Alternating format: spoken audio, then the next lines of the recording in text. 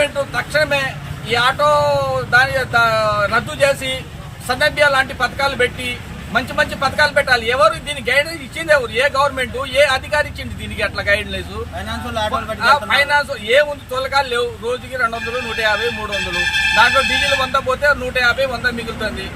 ఏ మంచి బతుకుతారా దీని మీద? ఈ ఆటో తోలి, ఈ ఫైనాన్స్ కట్టి, రూమ్ కట్టి, ఈఎంఐ కట్టి ఎవరు బతుకుతారు దీని మీద? ఈ గవర్నమెంట్ ఏంది గుడ్డితనంగా ఏంది అట్లా పథకాలు పెట్టి ఎవరిని మోసం చేస్తారు?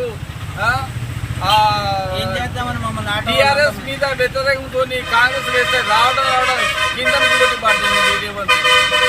గవర్నమెంట్ వస్తే ఇన్సూరెన్స్ ఫ్రీ అన్నారు. ఆ కేసీఆర్ గారు వచ్చినా పోయేది, రేవంత్ రెడ్డి గారు వచ్చి మమ్మల్ని నాశనం చేసిండు. నెలకు 15,000 రూపాయలు ఇవ్వాలి జీవన వృత్తి.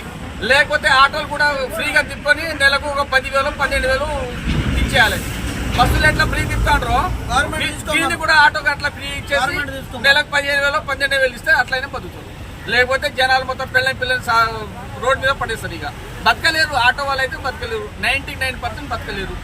దయచేసి ఆ రేవంత్ రెడ్డి మంచి పథకాలు పెట్టి ఈ ఆటో ఎత్తేసి బస్సు తీసేసి కొత్త మంచి పథకాలు పెడితే నలుగురిలో మంచి పేరు వస్తుంది.